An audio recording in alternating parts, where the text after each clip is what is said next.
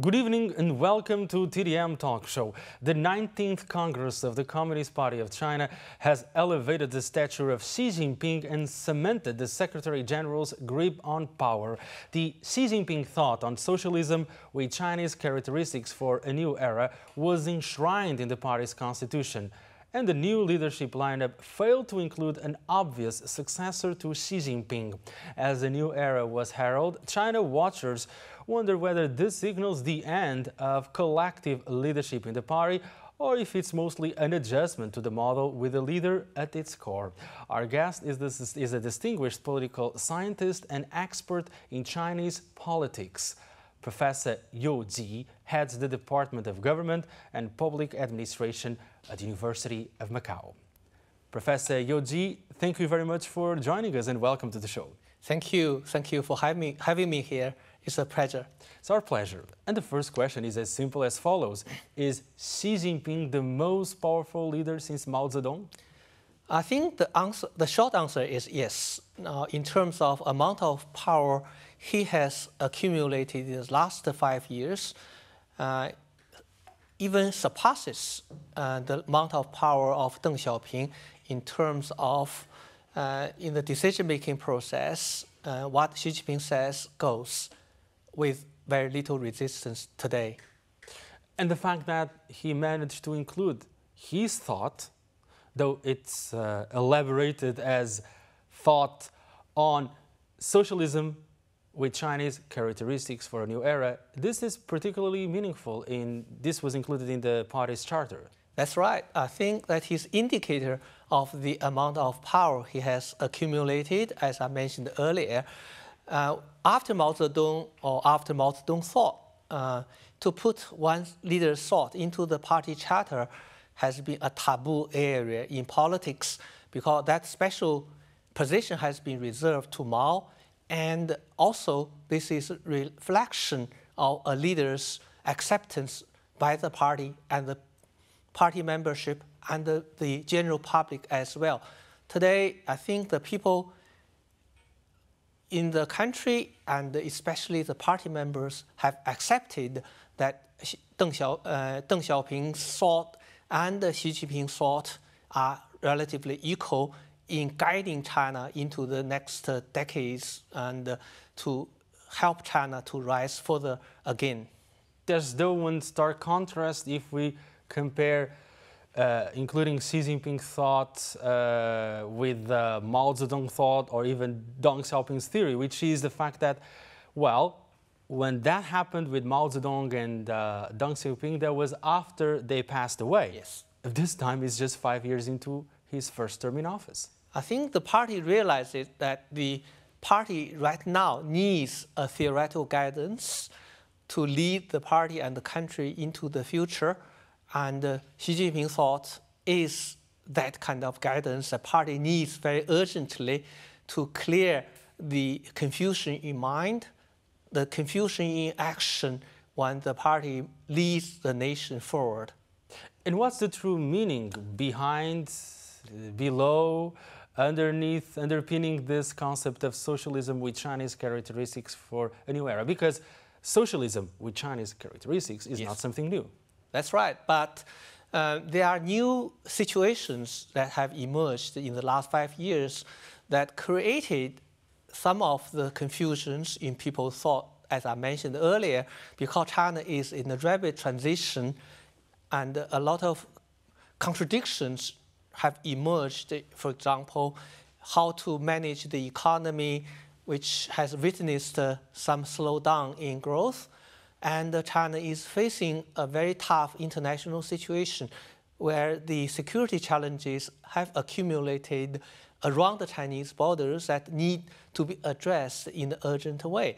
Xi Jinping has tackled these problems through his own work experiences and through summarize his experiences in leading the country in dealing with these problems. A set of theories have been actually contemplated, has been actually brewed into a set of theory, a set of the action plans to give the people some concrete and clear-cut landmark for them to follow the Xi Jinping leadership. So this is a political and practical significance of writing the Xi Jinping thought into the party charter. When you mention contradictions, this is a core issue when it comes to ideology in China and it comes to the Communist Party of China. Yeah. Since Mao Zedong, throughout the reform era of Deng Xiaoping, and now, there are new contradictions. Yes. Is that the case? That's right. For example, the level of corruption has never been so deep, rampant, and that seriously erodes people's confidence in the party. And that is a situation where, the level of corruption threatened the legitimacy of the party to rule the country, to have the people follow it. Xi Jinping has made major contribution in setting the anti-corruption campaign, not only for eliminating the individual deeds of the corruption, but to tackle it systematically at the theoretical and the institutional levels, so to create the mechanism to prevent the corruption from going, not only for going rampant in the future, but to tackle the roots of corruption. Now, that is one of the contradictions I mentioned earlier. So there is a problem and a challenge to parties' legitimacy posed by those, corruption and other deeds that arouse people's doubt or even worsen the state-society relations in terms of rising numbers of social protests. You mentioned the word legitimacy. Yeah. This is of paramount importance. So when we look at the ideological edifice of the Communist Party of China, those who cast a more skeptical eye on it would say, well, it's mostly all about neo-authoritarian Leninism with market socialism and the state controlling and state capitalism, something of the kind. Yeah. What do you make of all this debate? Yeah, the debate, if we look at it from even higher theoretical level, we can make the debate in such a way that this is a contradiction between good governance or effective governance on the one hand and the democratization on the other.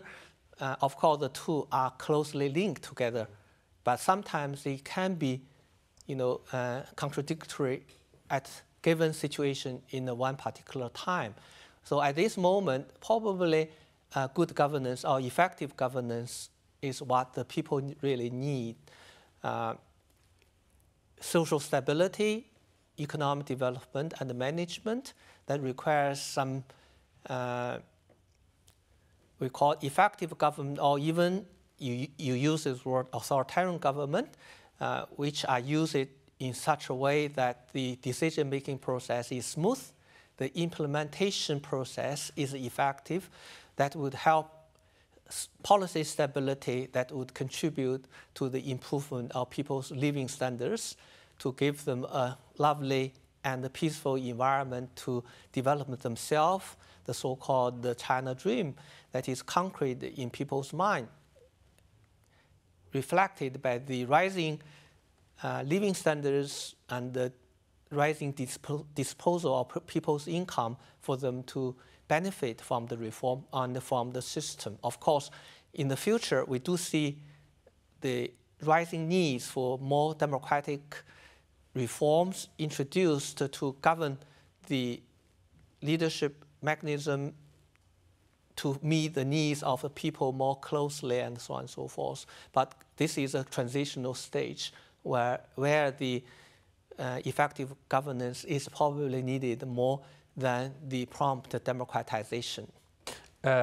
Precisely, and jumping in, taking into account what you just said, so critics say, and you were actually hinting at that to some extent, that effective governance has taken center stage at the expense of the incremental democratic experiments that we witnessed in the past. So they say under Xi Jinping there was a step backwards when it comes to democratic experiments, when it comes to opening up in terms of administrative or some timid steps towards political reform. Was that the case? Not exactly. Political reform has been carried on for decades. For example, the very foundation for the state and the society relationship has been reshaped. People have a lot of more free choices in choosing where to live, which university to go, whether to study overseas, and what particular job they want to do. So this increase of the people's choices, personal choices, are the result of the political reform. We call even the institutional reform. But when you talk about political reform in way of democratization, that is normally understood as creating a system of division of power, universal suffrage, party politics, and so on and so forth. Now, these things are necessary in the eventual democratization, but at the moment, the most urgent task for the party to face is to maintain a good level of stability for a lengthy period of time, for people's living standards to grow, to be improved further when there is a much more mature social and political conditions. For example, the rise of the middle class and the acceptance of democratic spirit and the rules of the game more willingly on the part of population. Democratization can be initiated and can go through more smoothly than a prompt introduction of these kind of reforms at the very beginning or before the conditions are ripe for such a transformation. And we've also seen important leaders and top officials which were considered from different factions, such as, let's say, for instance, Wang Yang or even Hou Chunhua, who were mentioned as belonging to the Communist Youth League faction, pledging allegiance to Xi Jinping and to the Xi Jinping thought.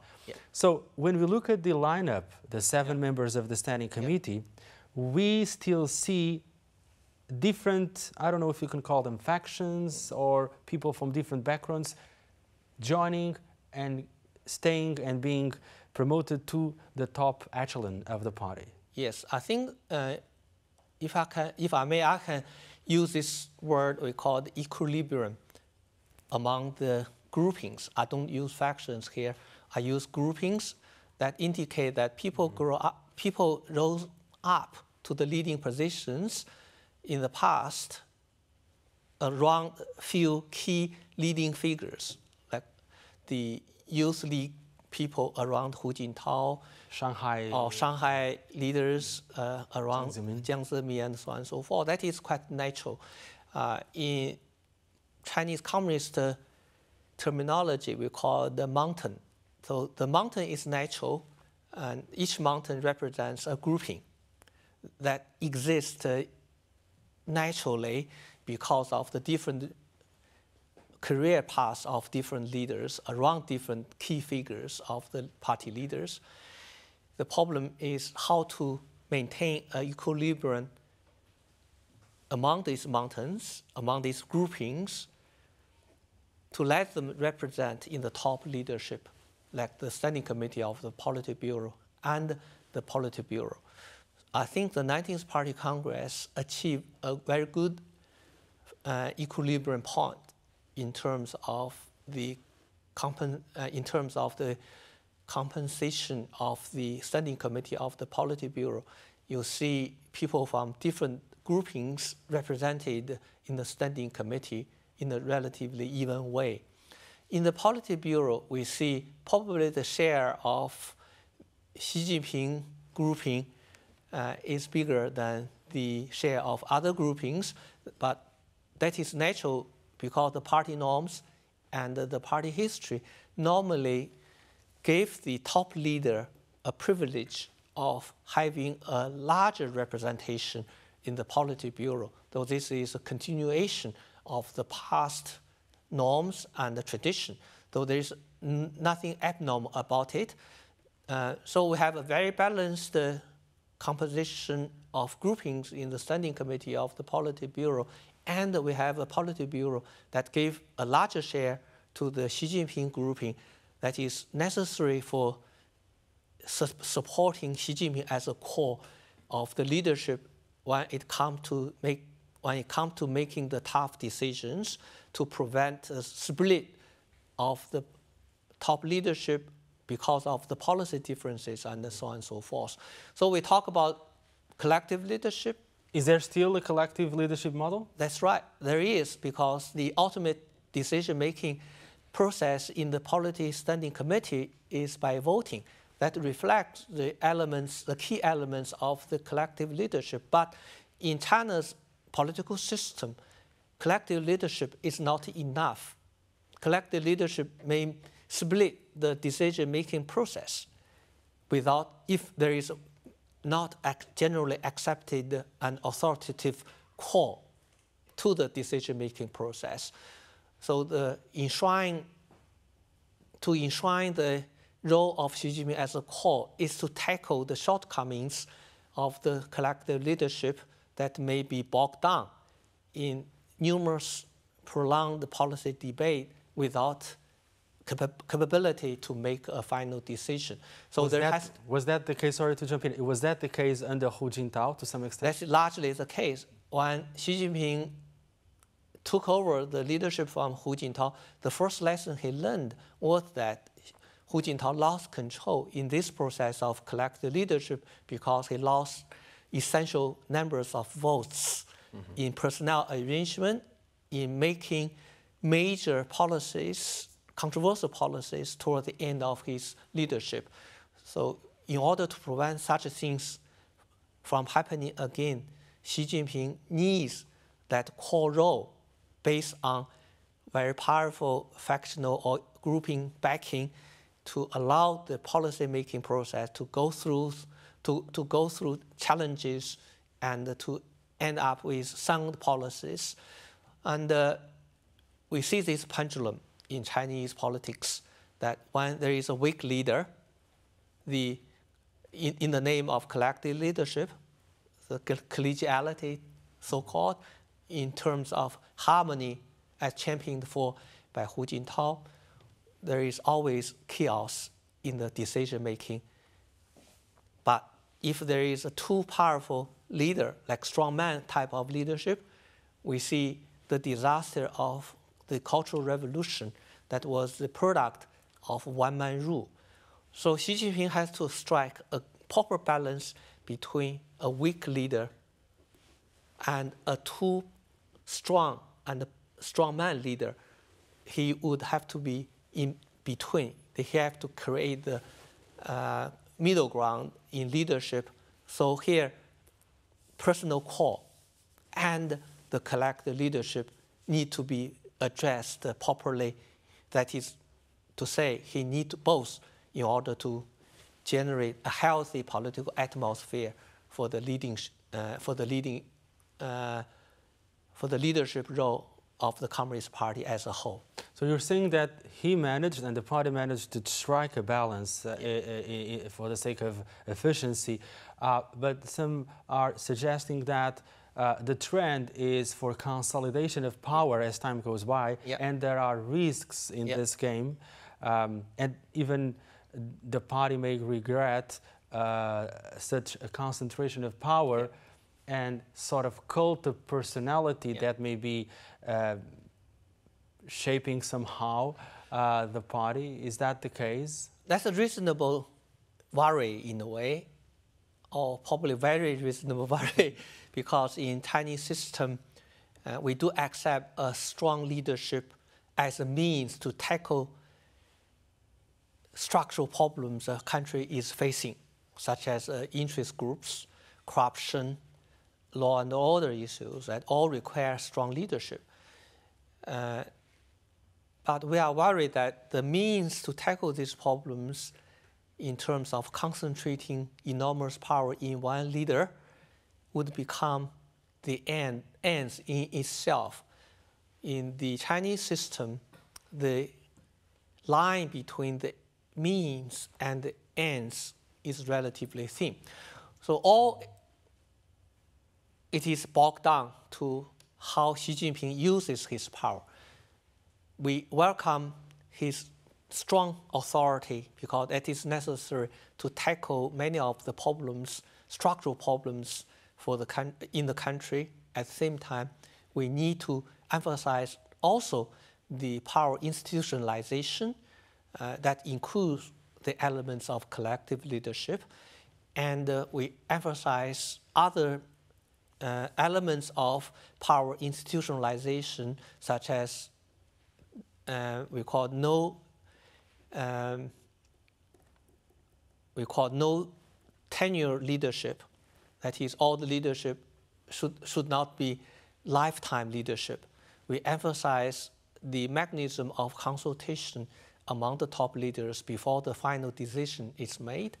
We emphasize the internal party democracy, as you mentioned earlier. Mm-hmm. That is to say, the policies need to take care of the various interest groups and to come up with some balanced decision, not to victimize one particular social sector.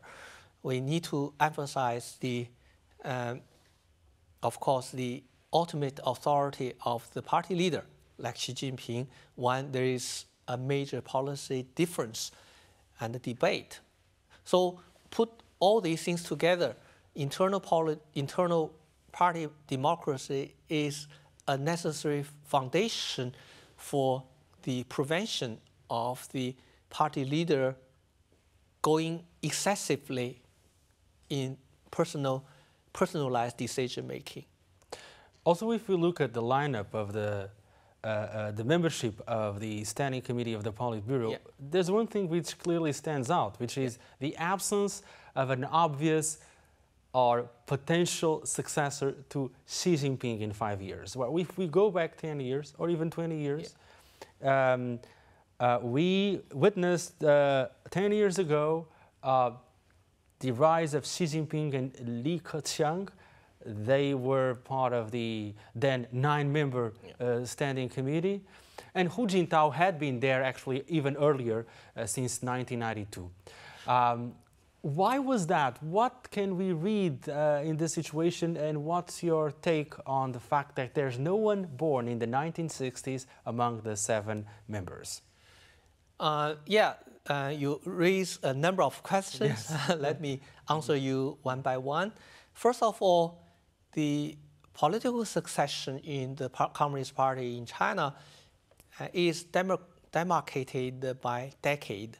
For example, the 4th generation leaders were all born in the 1940s, and now the current generation leaders are all born in the 1950s. So this decade demarcation represents, we call, orderly power transfer from one generation to another. The 18th party leadership was a transitional one. At the time, it should be taken over. I think the leadership should be made up by the people all born in the 1950s, but the political conditions were not ripe for this complete transition of power from the people of 1940s to the people of 1950s. So finally, the 19th Party Congress realized this power transition by a decade or by a generation. So that is very normal. And I think this is a good team, young, professional, and with a lot of practical experiences.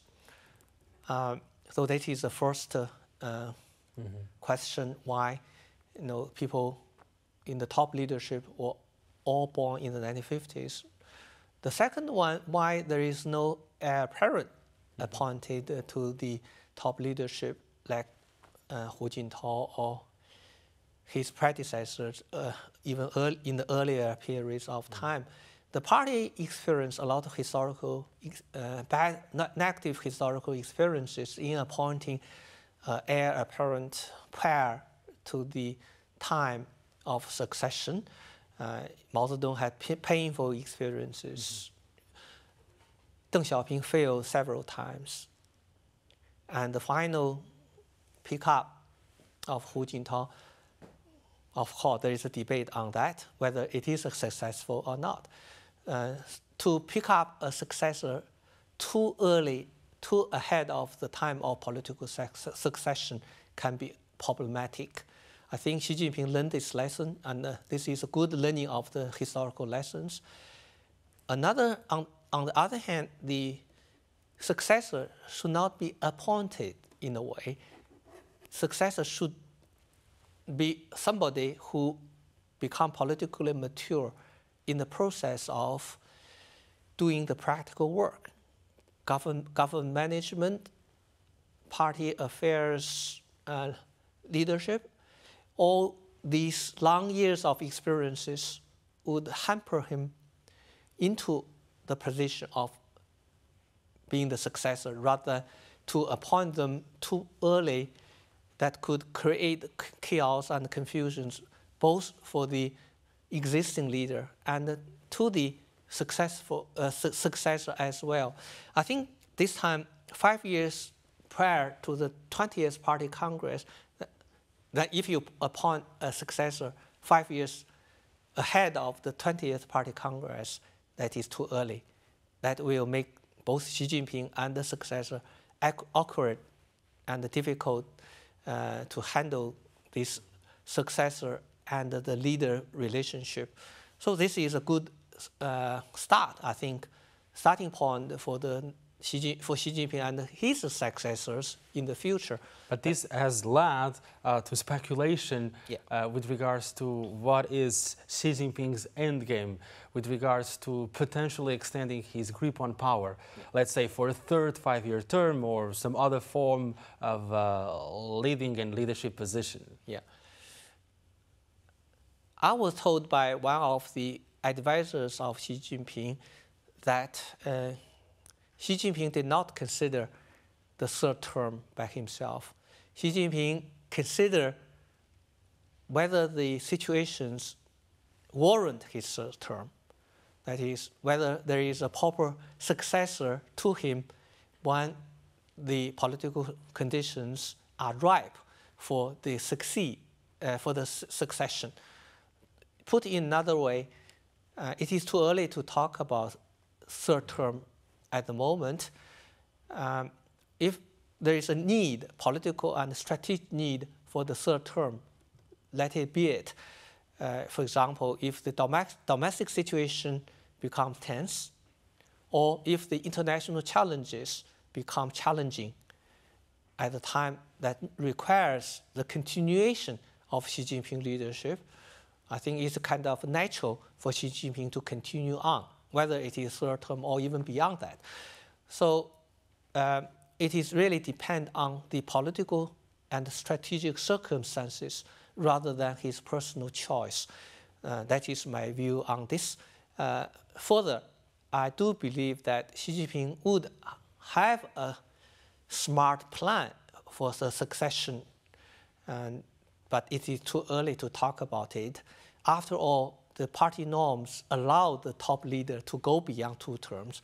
There is no regulation in the party charter to restrict the top party leader within the 2 terms. So a lot of uncertainties are now, but I do believe that when time comes for Xi Jinping to continue or to call it quit, Xi Jinping will have to make a smart decision himself. And a final question that brings us to Macau and Hong Kong. Yeah. In his speech, Xi Jinping mentioned that one has to look at, on the one hand, the center's comprehensive jurisdiction over the special administrative regions, and on the other hand, the region's high degree of autonomy. And this has got to be combined in an organic fashion. Yeah. What's behind this assertion and what's in it? I think it's about the red lines on the one party and the 2 system mechanism.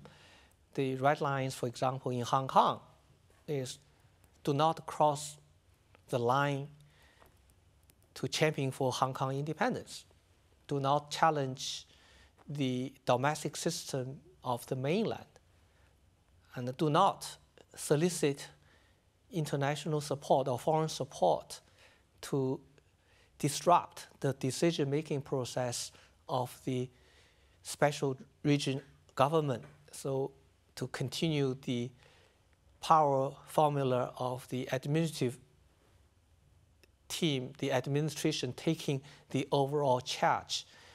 So this is about one country, two system, but that encountered a lot of challenges recently, especially in Hong Kong. Another one is to enhance, we call the generic education, to familiarize local people about the mainland, about the Chinese culture, about the Chinese history. So this is a very political question of national identity. As part of the country, your political identity or ideational identity is crucial for the well-functioning of the one country and the two system, one country, two system mechanism in daily management, in daily administration. And the third one would be how to reconcile the differences between the mainland and the local people, local society in Macau and in Hong Kong. Do not play the differences to the point of polarize the people in Macau and Hong Kong and the people from the mainland. Polarization is a political act that does not bode well in implementing the one country, two system formula that would hurt the local people and the local governing process as well. So how to strike this kind of balance? Xi Jinping has his idea, that is, as long as the red lines are not violated, local autonomy should be respected, and the reconciliation of the local identity and the national identity should be harmonized in an acceptable way. That is to say, the mainland, the national identity does not exclude the local identity in the first place, but there has to be a harmonizing process for the two to coexist as well. And with this, Professor Yu Ji, we wrap up our talk. Thank you very much. Thank you for joining us. Thank you very much. Yeah. Pleasure to have you on the show. Thank you. Such a fascinating talk. Thank you very much. Thank you. Thanks a lot. Yeah. And to you at home, thanks for tuning in. We'll be back next week.